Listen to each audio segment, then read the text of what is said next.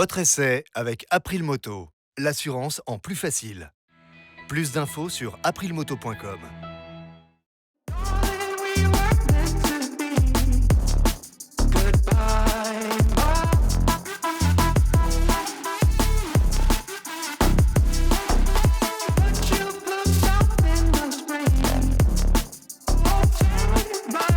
Soyez les bienvenus sur le repère des motards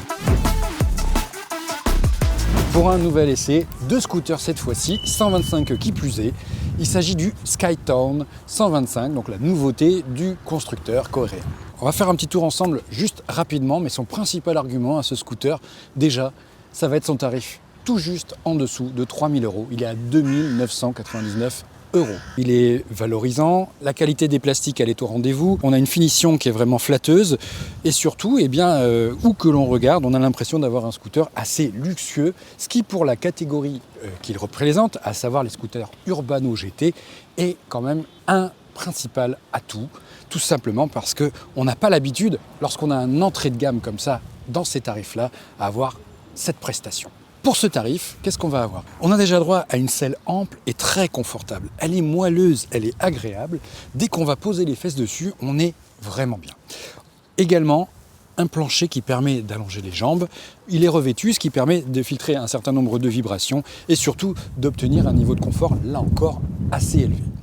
Ce qui est intéressant sur ce Skytown, c'est ce que l'antenne qui le distribue en France a décidé de faire, à savoir le fournir avec une bulle haute et un top case. On apprécie le package que l'on va avoir et seule chose qui trahit quelque part, entre guillemets, un scooter d'entrée de gamme, ça va être son contacteur, un contacteur qui est vraiment très classique chez Kymco, qu'on reconnaît avec multiples positions, avec une clé surtout, et puis ce petit verrou de fermeture, d'obturation de l'endroit où on met la clé, qui s'ouvre avec la clé de contact. L'équipement de ce scooter, il est assez intéressant. Il est basique, certes, mais il y a tout ce qu'il faut. Un compteur TFT. On a la protection, une béquille centrale, une béquille latérale, des poignées passagers, un coffre de 27 litres sous la selle. On va également avoir un réservoir de 7 litres qui va permettre, au dire de Kymco, de parcourir environ 300 km. Ce qui est particulièrement intéressant sur ce scooter et ce qui revendique le moteur, c'est une consommation vraiment très limitée, aux alentours de 2 litres au 100, 2,1 litres au 100. Pour finir ce tour d'horizon, on va dire que les leviers ne sont pas réglables, que les rétroviseurs sont classiques, mais la présentation, elle est vraiment flatteuse et on a un joli petit scooter. Les pneumatiques, elles sont en 13 pouces à l'arrière, en 14 pouces à l'avant. On a une fourche standard et surtout un petit moteur qui est de nouvelle génération chez Kymco. Ce moteur, c'est un moteur de 125 cm3 qui a été appelé Green Power. Alors Green Power, évidemment, en ce moment, on fait beaucoup de trucs dans le vert, dans l'écolo, mais cette démarche, elle est intéressante de la part du constructeur, tout simplement parce que ça veut dire qu'ils ont constitué un virage et qu'ils considèrent encore que le thermique a un avenir. On va avoir un moteur qui est relativement peu polluant, avec à peu près la moitié de ce qu'émet un 125 classique. On est aux environs de 50 grammes de CO2 par kilomètre, ce qui est intéressant et veut dire qu'il a été particulièrement travaillé. Sa puissance, elle est limitée. On a 11 chevaux. Alors 11 chevaux, ça paraît peut-être assez peu, mais c'est bien sûr à rapprocher du poids qui est de 126 kg. On va aller essayer tout ça et on revient vers vous après notre tour. Alors on va tester un peu la maniabilité. Alors ce qui est agréable, c'est qu'il est super stable ce scoot. Il a vraiment une facilité de prise en main. C'est-à-dire qu'on est tout de suite bien. Et surtout le train avant avec sa roue de 14 pouces, il permet de rester précis. Et le moteur, il y a les gaz, le petit filet de gaz qui va bien, qui est comme il faut, facile à doser. L'inconvénient, c'est qu'il y a un petit souci d'ergonomie pour les grands gabarits ou les gens qui portent éventuellement des protections, comme c'est mon cas. On se retrouve avec tout simplement le guidon qui vient taper dans les genoux. Alors c'est pas totalement le guidon, c'est le dessous du guidon et le dessus des mains. Voilà, là je tape et pourtant je suis pas encore en train de braquer à fond parce que ce scooter, il est super agréable et super maniable. Mais bon, voilà, pour les grands gabarits, c'est pas forcément l'idéal. Alors sur les grands boulevards, il est agréable. Il y a une forme de confort. Là, on va passer dans les petites bosses. Et ça permet de voir que les suspensions, elles sont agréables. Et on a des pneumatiques Kenra qui sont pas forcément très connues en France. Ils ont une un bon comportement et surtout ils sont agréables en termes de confort. Et c'est très surprenant pour un petit scooter urbain, mais on a un ensemble qui est cohérent avec une bonne filtration et surtout une véritable notion de simplicité. Comme ça gomme les défauts, on ne se retrouve pas déséquilibré ni quoi que ce soit. Ça lui offre une stabilité qui est vraiment appréciable, une stabilité qu'on retrouve donc comme ça donc sur les évolutions urbaines, mais qu'on trouve aussi dès qu'on va vouloir prendre des virages. Le plus agréable vraiment, c'est les suspensions et le moelleux de la selle, notamment dans la partie arrière. Bon, dans la partie avant, elle est trop dure. La partie qui est juste devant là, ici on s'assiera pas dessus. Par contre, toute la partie sur laquelle je suis en ce moment, eh bien elle est très agréable. Et c'est même une des meilleures qu'on puisse avoir dans la production scooter d'origine.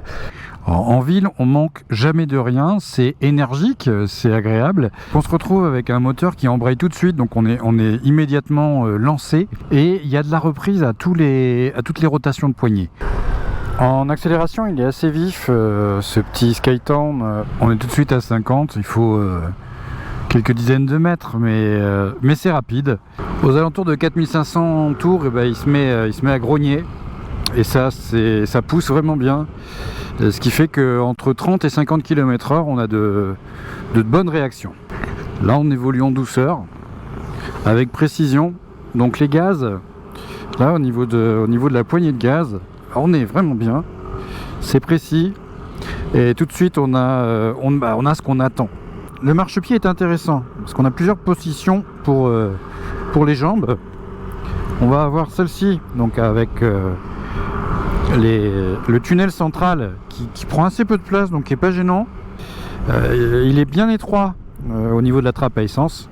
Et surtout, il offre un peu la possibilité d'allonger les pieds. Et ça, c'est pas mal. Même quand on est grand, c'est appréciable. À 50 à l'heure, la bulle haute, là, elle offre une protection agréable, même quand on mesure 1,80 m. Alors le filet d'air, on le sent pas du tout. Donc ça, c'est plutôt agréable. Par contre, au niveau des jambes, sur l'extérieur des jambes, forcément, c'est un scooter urbain, donc il y a moins de protection. Mais globalement, on se dit que ça va être plutôt agréable, y compris sur les axes un peu plus rapides. Là, au niveau des bras, on est plutôt bien. Alors c'est pas la panacée, on n'est pas sur un scooter GT, mais pour un scooter urbain, on va dire qu'on est sur un scooter urbano GT en ce qui concerne tout du moins la protection là. Le freinage, il est puissant. Et surtout, il est bien réparti, ce qui fait qu'on dérape assez peu. Bon, là, on est sur le sec pour l'instant. Mais si je me mets à vraiment piler, voilà, on sent juste l'arrière qui part un peu. Mais globalement, on s'arrête super bien. Et ça fait partie aussi des points appréciables. Il n'y a pas d'ABS sur ce scooter. Mais par contre, le freinage combiné, il apporte un bon sentiment de sécurité. Il n'est pas trop intrusif et il est bien réparti entre l'avant et l'arrière au moment où on va devoir freiner. Alors si on freine que de l'avant, c'est un peu plus ardu, on va dire. Mais le levier est moins ferme qu'à gauche. Donc on devrait bien s'en sortir de manière tout à fait convenable. La preuve, voilà, juste l'avant, on dose. Alors là encore, on sent le travail des suspensions, un bon travail de la part de la fourche. Très sincèrement, alors que vous y connaissiez quelque chose ou non en amortissement, nous on vous parle souvent d'hydraulique. C'est donc la manière dont l'huile va travailler dans les éléments, la fourche comme dans l'amortisseur, et c'est ce qui va conditionner quelque part le rebond, ce qu'on appelle le rebond de la fourche. Si vous avez quelque chose qui ne travaille qu'avec le ressort, vous allez avoir quelque chose qui va vraiment vous secouer, alors que là on a un vrai amorti, on a une bonne douceur et surtout ça remonte de manière progressive, assez lente et vraiment appréciable. Alors l'instrumentation, elle est agréable, les informations sont bien réparties, la vitesse est très lisible, c'est le principal.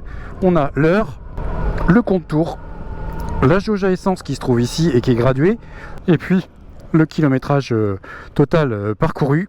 On a aussi la possibilité de voir un trip journalier, un deuxième, le niveau de la batterie, et on revient à la base, donc c'est assez simple.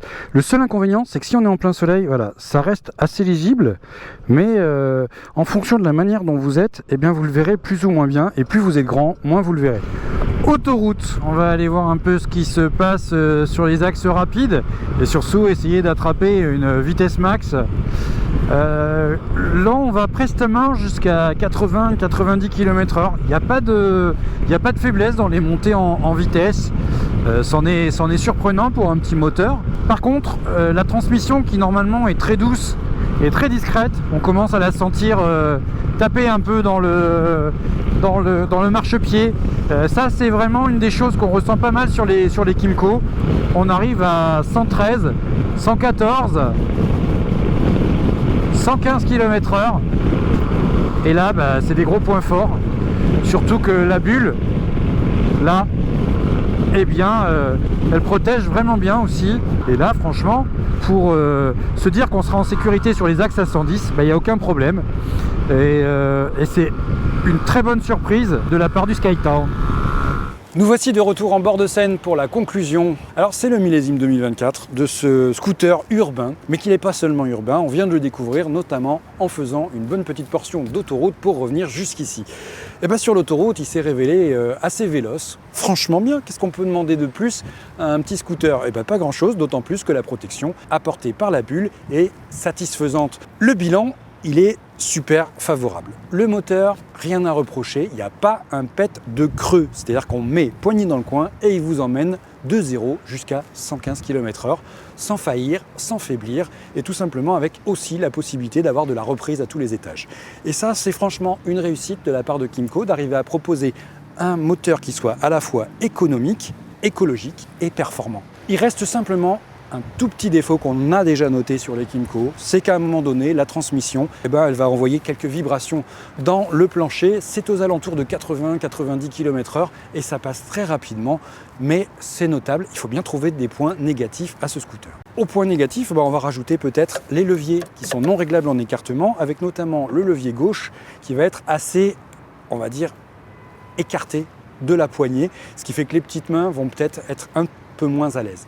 Pourquoi je parle des petites mains? Tout simplement parce que ce scooter, il ne s'adresse pas forcément aux grands gabarits. Il faut savoir qu'il y a 20 à 25% de la clientèle de la marque qui est représentée par des femmes, et puis pas forcément des gens de grande taille. Alors moi je fais 1m80, j'étais assez à l'aise, sauf dans les manœuvres, on l'a vu, ça bute un peu dans les cuisses.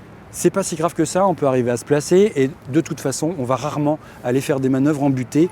Ça n'a pas vraiment eu de pertinence lors de notre périple dans Paris. Et pourtant, dans Paris, on est toujours en train d'essayer de slalomer un peu à gauche à droite. Ce Skytown, eh bien, il est à moins de 3 000 €. Ce qui fait qu'il n'a pas réellement de concurrence directe. Il y aura des choses qui sont mieux équipées, qui sont plus chères. Notamment, on va parler du Honda PCX 125, qui a été revu, qui est un peu plus lourd, qui est moins véloce, mais qui va par contre proposer des fonctionnalités moteurs comme le start and stop, comme une instrumentation un petit peu plus complète, et puis des éléments légèrement plus cossus. Mais en termes de présentation, de finition, ce Skytown, il est largement à la hauteur. Il est également à la hauteur du NMAX 125 de chez Yamaha, parce que le NMAX, qui est aussi une référence, il va être un peu plus compact, mais il ne va pas être plus performant. Là, vraiment, on tient quelque chose qui revendique une prestation haut de gamme, on va dire en termes de motorisation. On a pu le vérifier. Aujourd'hui, c'est vrai. D'autant plus qu'il y a du confort, de quoi emporter un passager, et puis encore une fois, un équipement complet d'origine, ce que ne proposent pas les concurrents japonais. Il y aura le Suzuki Burgman, un scooter qui est sorti récemment, qui va avoir une belle prestation aussi, qui va être un peu similaire dans la philosophie, légèrement moins couvrant peut-être et un peu moins agréable. Parce que ce scooter-là, le Skytown, il a un gros avantage qui va être notamment ses suspensions. Les suspensions, elles sont réellement de qualité, ce qui est surprenant pour un matériel comme ça d'entrée de gamme. Et puis, globalement, les pneumatiques Kenda, elles sont vraiment, elles aussi, à la hauteur de ce scooter. Elles apportent un toucher de route agréable. Le package global de ce Kymco, il vaut largement l'investissement initial qui est donc, je le rappelle, de moins de 3 000 €. Si cette vidéo vous a plu, je vous invite à souscrire à notre page et à continuer à nous suivre. N'hésitez pas à nous poser des questions en direct, je prendrai toujours plaisir à y répondre. Je vous dis à très bientôt pour de nouveaux essais. On se retrouve prochainement.